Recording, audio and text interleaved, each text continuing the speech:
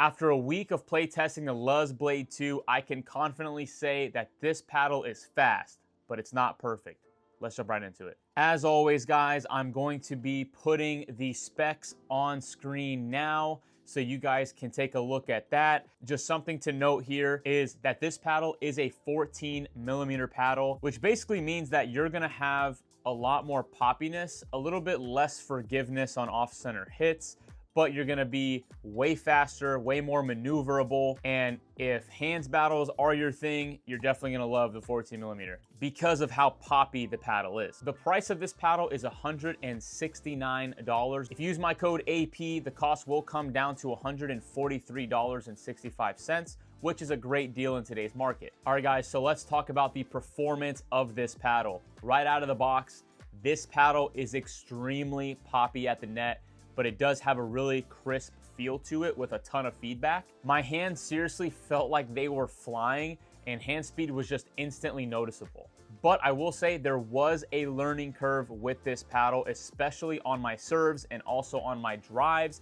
I felt like I needed to add more of a mechanical tweak in my swing to make sure that I can add a lot more power onto my serves and my drives. But once I did do that adjustment, I felt really solid. The paddle gives out a lot of output, but with that being said, I will say it definitely has less power than the Luzz Inferno. The biggest issue for me early on was definitely on the control side of things. Drops were tough because of how poppy the paddle is, and off-center resets were not forgiving at all. The ball would literally just die. As I said before, the sweet spot is pretty tight, but it's probably because it's a 14mm and I didn't have any weight on it. Once I added 3-gram pods on the 3 and 9 position, things started to change. Off-center shots instantly felt a lot more forgiving. I got way more power on serves and returns while still keeping the shots in, which is something that I actually had a big problem with the Inferno.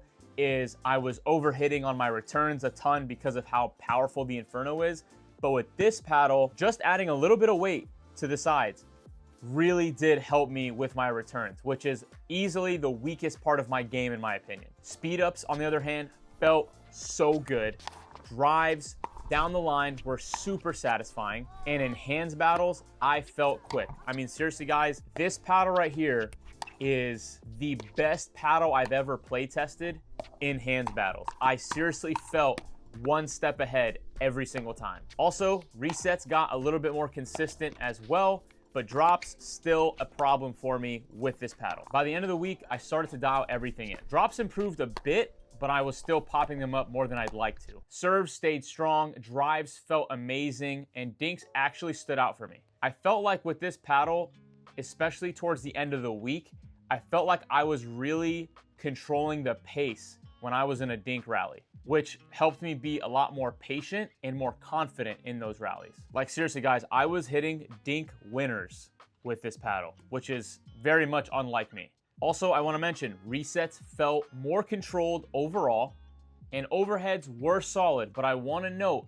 this is not elite on overheads. Sometimes it may take me 2 or 3 overheads to finally put the ball away. With all that being said, who is this paddle for? This paddle is for high intermediate players looking for great maneuverability and don't mind sacrificing a little bit of power for better control aspects such as your resets and your dinks.